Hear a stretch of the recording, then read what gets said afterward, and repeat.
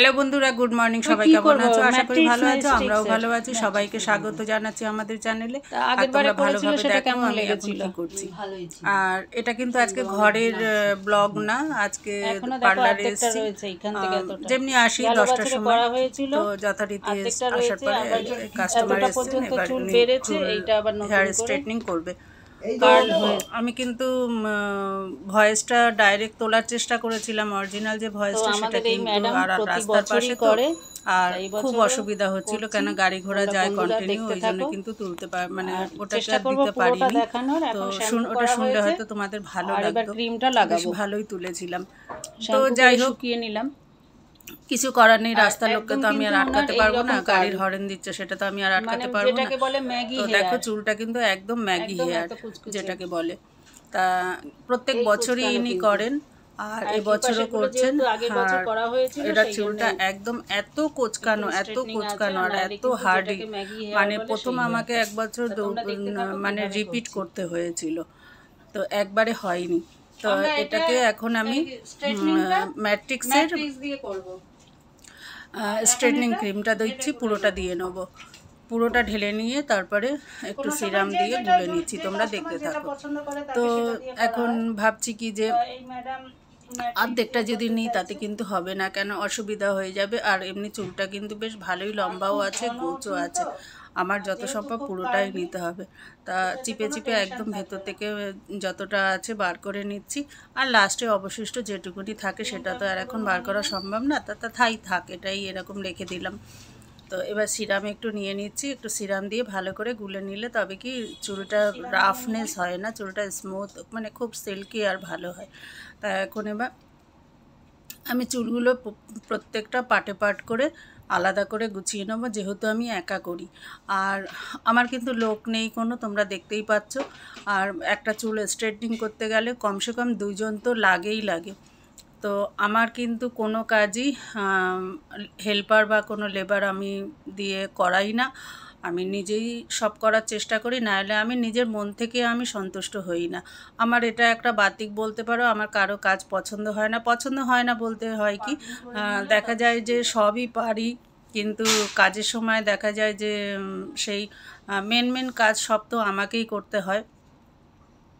তো সেই জন্য কিন্তু আমি কাউকে দিয়ে করাই না। আর তোমরা বন্ধুরা দেখো আমি কেমন সেজেছি, আমি কিন্তু কিছু সাজতে পারিনি। অনেকেই যারা পরিচিত কাস্টমার আছেন তারা কিন্তু জানে যে আমি কেমন কি বৃত্তান্ত, তারা আমার কাজটাকেই দেখে আমার কাছে আসে। আর যারা নতুন এসে যখন আমার দিকে তাকায় না, তখন আমি কিন্তু বুঝতে পারি আমি যে আমার লুকিংটা দেখছে যে আমি কেমন আছি। তো আমি তাদেরকে বলেই দিই যে তুমি আমাকে দেখো না, আমার কাজটা দেখো। আমাকে যদি দেখো তোমার কাজ করতে ইচ্ছা করবে না। এখন অনেক সময় তো চুলগুলো একদম সাদা হয়ে যায়, তা যেই সব কাস্টমারগুলো আসে নতুন, তখন কাকিমা বলে ডাকতে থাকে। আমি এটা খুব ফলো করে দেখেছি। আবার যখন চুলগুলো কালার করা থাকে, কালো থাকে, তখন আবার দিদি বলে। তো যাই হোক, সেটা কিন্তু যার ব্যক্তিগত ব্যাপার, সেগুলো নিয়ে আমি কখনো মাথা ঘামাই না। আর সেটা আমি এমনি তোমাদের সঙ্গে শেয়ার করলাম আর কি, জাস্ট। এখন চুলগুলো প্রত্যেকটা দেখো, যেহেতু একা করব ওই জন্য প্রত্যেকটা আলাদা করে পাটিং করে নিয়েছি, নিয়ে ক্লিপ দিয়ে আটকে নিয়েছি। এবার ক্রিমটা ভালো করে গুলে নিচ্ছি সিরাম দিয়ে, এবার একটু করে কিভাবে লাগাবো সেটা তোমরা দেখতে থাকো। তো এইভাবে মানে যত শক্তি আছে শরীরে তত শক্তি দিয়ে কিন্তু এটাকে টানতে হবে, টেনে, আর একদম অল্প চুল নিয়ে কিন্তু করতে হবে। তো আরও সবাই করে, এরকমভাবেই করে। তোমরা কিভাবে করো সেটা আমি জানি না, মানে আমি এইভাবে করছি। যারা দেখছো বা জানো না তাদেরকে বলছি, এখন সবাই তো পার্লার বিষয়ে একদম এক্সপার্ট। তা সুতরাং মানে আমি কাজটা কিভাবে করছি সেটাই কিন্তু তোমাদের সঙ্গে শেয়ার করছি, আমি কিন্তু কাউকে মানে জ্ঞান দিচ্ছি না বা শেখাচ্ছি না। তো যাই হোক, আমাকে দেখে হয়তো বলবে যে নিজে কি একখানা মানে সাজ নেই, গোজ নেই, কিছু নেই, আবার পার্লারে শেখাচ্ছে। তা আমি কিন্তু তোমাদের মানে আমি কিভাবে কাজটা করছি সেটাই বলতে চাইছি। তো এখন প্রতিটা চুল এইভাবে কিন্তু একদম তোমাদের দেখে কেমন মনে হচ্ছে জানি না, তবে আমি কিন্তু খুব খুব শক্তি দিয়ে টানছি, মানে আমার যতটা শক্তি আছে সেই হিসেবে আমি কিন্তু মানে খুব জোর দিয়ে টানছি, আর জোর দিয়ে টানতেই হবে। তোমরা দেখো চুলগুলো কতটা ম্যাগির মতন মানে কোচকানো, এতটা কোচকানো, আর হিমশিম খেয়ে যেতে হয় এর চুল করতে গেলে। কেন পরপর 2-3 বছর করা হয়ে গেছে, তো এইটা মনে হয় 4 বার হচ্ছে, মানে 4 বছর, মানে প্রতি বছরে তো করে, এই নিয়ে 4 বার করা হলো আমার কাছে। তো এখনও চুলের কায়দাটা ওই জন্য না, পুরনো চাল ভাতে বাড়ে বলে একটা কথা। আমি ওর মানে একটা কাস্টমার যদি একই জায়গায় যায় তাতে কিন্তু কাস্টমারের জন্যও ভালো, আর যে কাজ করে সেই জায়গার জন্যও ভালো।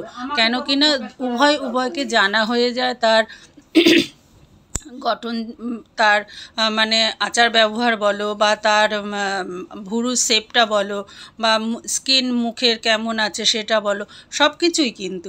তা সেটাই হচ্ছে আমাদের ক্ষেত্রে।